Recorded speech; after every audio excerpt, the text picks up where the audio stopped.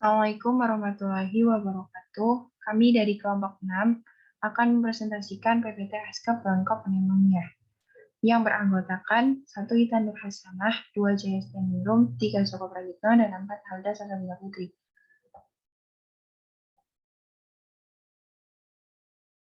Definisi bronkopneumonia. Bronkopneumonia adalah pneumonia yang terdapat di daerah bronkus kanan maupun kiri atau keduanya.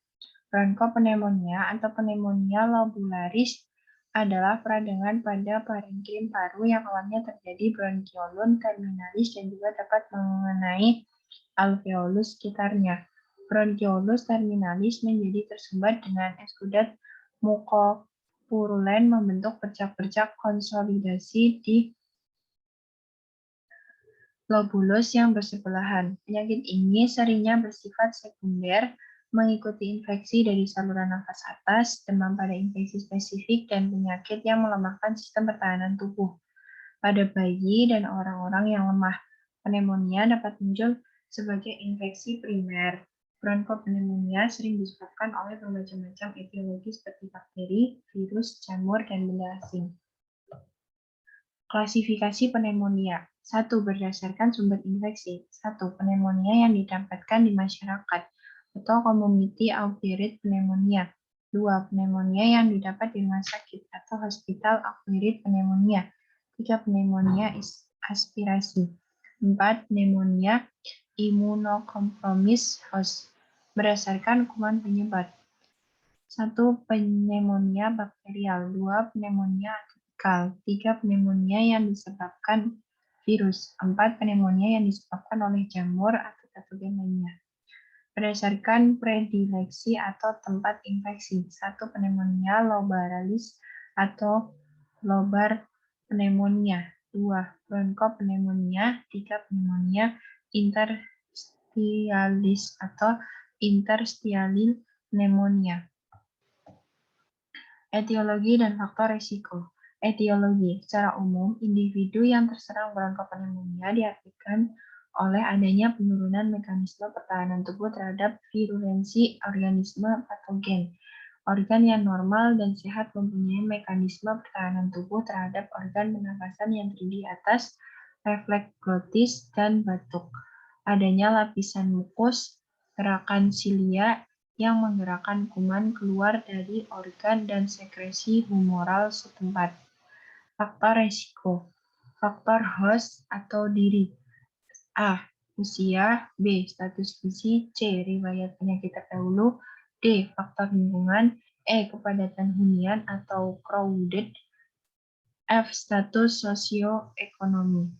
Slide selanjutnya akan dibacakan oleh Mbak Ita Nur Hasanah. Patofisiologi dan manifestasi klinis. Patofisiologi. Bronkopneumonia selalu didahului oleh infeksi saluran nafas bagian atas yang disebabkan oleh bakteri Staphylococcus, Haemophilus influenzae, atau karena aspirasi makanan dan minuman. Dari saluran pernapasan, kemudian sebagian kuman tersebut masuki ke saluran pernapasan bagian bawah, menyebabkan terjadinya infeksi kuman di tempat tersebut. Sebagian lagi masuk ke pembuluh darah dan menyebabkan terjadinya infeksi kuman di tempat tersebut. Sebagian lagi masuk ke pembuluh darah dan menginfeksi saluran pernapasan dengan gambaran sebagai berikut. 1. Infeksi saluran nafas bagian bawah menyebabkan 3 hal, yaitu diatasi pembuluh darah alveoli, peningkatan suhu, dan edema antara kapiler dan alveoli. 2. Ekspansi kuman melalui pembuluh darah kemudian masuk ke dalam saluran pencernaan dan menginfeksinya mengakibatkan terjadinya peningkatan flora normal dalam usus. Peristaltik meningkat akibat usus mengalami malabsorpsi dan kemudian terjadilah diare yang beresiko terhadap gangguan keseimbangan cairan dan elektronik. Manifestasi klinis. A. Demam mendadak disertai menggigil baik pada awal penyakit atau selama sakit. B. Batuk, mula-mula mukoid lalu purulen dan bisa terjadi hemotisis. C. Nyeri pleuritik ringan sampai berat apabila proses menjalar ke pleura atau terjadi pleuropneumonia. D. Tanda dan gejala lain yang tidak spesifik. Mialgia, pusing, anoreksia, malaisia, diare, mual, dan muntah. Pemeriksaan fisik. 1. Inspeksi atau palpasi. Sisi hemitoraks yang sakit tertinggal. 2. Palpasi atau perkusi atau auskultasi. Tanda-tanda konsolidasi. Redup, fremitus raba atau suara meningkat. Suara napas bronkofesikuler atau bronsial, suara bisik, krepitas. Pemeriksaan penunjang. A. Pemeriksaan dahak. B. Pemeriksaan darah. C. Fototorak. PA atau lateral. D. Pemeriksaan gas darah. E. Tampilan klinis pneumonia dapat dibedakan menjadi dua kelompok, yaitu bakterial dan non-bakterial atau atipikal. Penata laksanaan rawat jalan. Pengobatan suportif atau simptomatik. 1. Istirahat di tempat tidur. 2. Minum secukupnya untuk mengatasi dehidrasi. 3. Bila panas tinggi perlu dikompres atau minum obat penurun panas. 4. Bila perlu dapat diberikan mukolitik dan ekspektoran. 5. Pengobatan antibiotik harus diberikan atau sesuai bagan kurang dari 4 jam. Penata laksanaan riwayat inap. Pengobatan suportif atau simptomatik.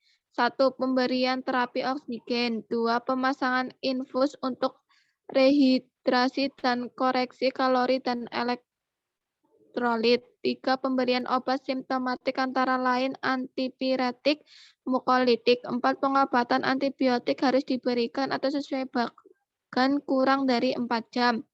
Penata laksanaan rawat inap intensif. Pengobatan suportif atau simptomatik. 1. Pemberian terapi oksigen. 2. Pemasangan infus untuk rehidrasi, koreksi kalori dan elektrolit. 3. Pemberian obat simptomatik antara lain antipiretik, mukolitik. 4. Pengobatan antibiotik harus diberikan atau sesuai bagan kurang dari 4 jam. 5. Bila ada indikasi penderitaan dipasang ventilator mekanik.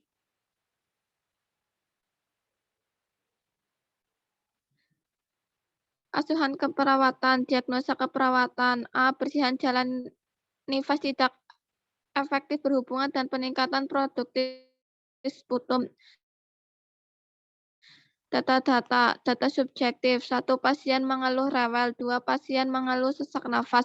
3. Pasien tidak mau makan. 4. Terdengar suara gerak-gerak. 5. Orang tua menyatakan kurang paham tentang penyakit yang diderita anaknya. 6. Anak mencret. Data objektif. 1. Pernapasan cepat dan dangkal. 2. Pernapasan cuping hidung. 3. ronsi dan sianosis. 4. Batuk berdahak, sputum purulen. 5. Penggunaan otot bantu nafas. 6. Bunyi nafas. B. Gangguan pertukaran gas berhubungan dengan perubahan membran alveolus kapiler. Gangguan kapasitas pembawa oksigen darah. Gangguan pengirim oksigen. C. Intoleransi aktivitas berhubungan dengan kelemahan umum.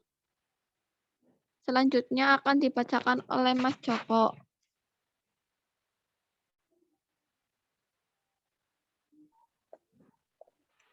D. Nyeri akut berhubungan dengan inflamasi parenkim baru. E. Kurang pengetahuan berhubungan dengan kurangnya pemahaman terhadap informasi. F. Perubahan nutrisi kurang dari kebutuhan tubuh berhubungan dengan peningkatan kebutuhan metabolik sekunder terhadap demam dan proses infeksi. G. Kurangan volume cairan berhubungan dengan kehilangan cairan yang berlebihan, penurunan pemasukan oral. Perencanaan tujuan. A. Jalan nafas bersih dan efektif setelah hari perawatan dengan kriteria hasil. Tidak ada dipneu, sianosis, ronci, dan suara krek-krek. PGA normal, pH 7,35 sampai 7,45, H+ 35 sampai 45 nmol atau L atau nm, PaCO2 35 sampai 45 mmHg, HCO3 22 sampai 26 mmol atau L. B. Menunjukkan fungsi paru yang optimal dengan kriteria sesak, hilang, tidak ada stenosis pada kulit, membra, mukosa pada kuku.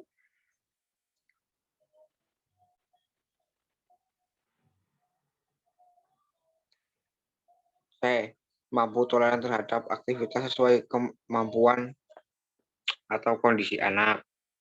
D. Nyeri hilang atau berkurang dengan kriteria hasil, menunjukkan penurunan skala nyeri, wajah tampak rileks. E. Pengetahuan orang tua meningkat dengan kriteria hasil, mampu mengulang kembali penjelasan yang diberikan. F. Gangguan nutrisi tidak terjadi dengan kriteria makanan yang disediakan dapat dihabiskan.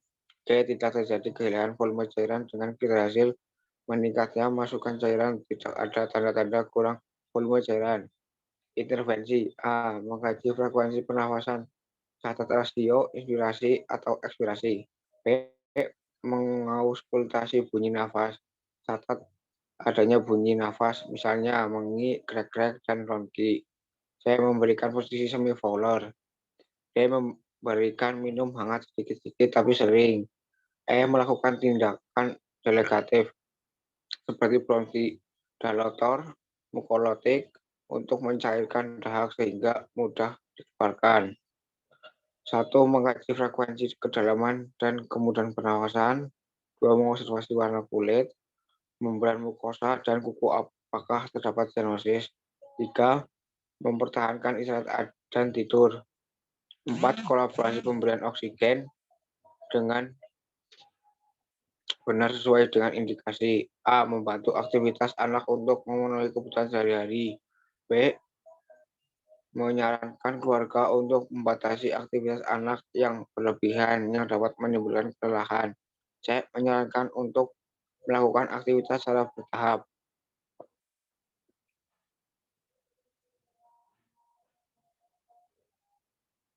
1. Menentukan karakteristik nyeri, misalnya tajam, ditusuk, dan lain-lain. 2. Memberikan tindakan kenyamanan. 3. Mengajarkan teknik relaksasi atau latihan nafas. 4. Memberikan tindakan delegasi pemberian analgetik untuk menurunkan nyeri. A. Memberikan penjelasan tentang penyakit anak, pencegahan, penata laksanaan di rumah sakit atau yang dapat dilakukan di rumah agar orang. B. 2.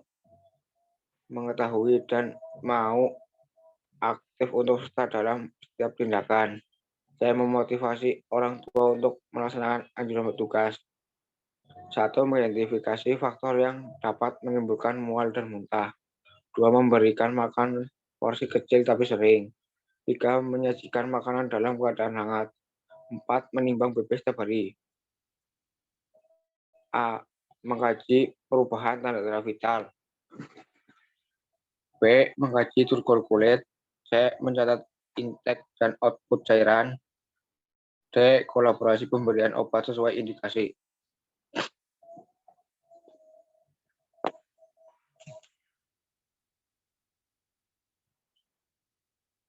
Rasional. A. Takib new biasanya ada pada beberapa derajat dan dapat ditemukan pada penerimaan atau selama stres atau proses infeksi akut. Pernapasan dapat melambat dan frekuensi ekspirasi memanjang dibanding inspirasi. B. Bersihan jalan nafas yang tidak efektif dapat dimanifestasikan dengan adanya bunyi nafas. C. Posisi semi Fowler akan mempermudah pasien untuk bernafas. D. Dehidrasi menurun kekentalan sekret dan mempermudah pengeluaran. E. Pemberian obat-obat dan pengencer dahak memudahkan proses evakuasi jalan nafas. 1. Manifestasi distres pernafasan tergantung pada derajat keterlibatan paru dan status kesehatan umum. 2. Sianosis menunjukkan vasokontraksi atau respon tubuh terhadap demam atau menggigil dan terjadi hipoksemia. 3. Menghemat penggunaan oksigen dan istirahat dan tidur. 4. Mempertahankan PaO2 di atas 60 mmHg. A. Anak membutuhkan bantuan dalam keadaan sakit untuk memenuhi kebutuhannya. B. Aktivitas yang berlebihan akan membutuhkan banyak tenaga dan akan menimbulkan kelelahan pada anak. C. Dengan aktivitas yang dilakukan diharapkan energi yang dikeluarkan tidak berlebihan. 1. Mengetahui tingkat keparahan penyakit. 2. Rasa nyaman adalah salah satu cara untuk mengurangi rasa nyeri karena bisa menimbulkan efek relaksasi. 3. Dengan nafas yang baik dapat mengurangi rasa nyeri yang diderita. 4. Pemberian analgetik sangat berperan dalam penurunan tingkat kenyerian.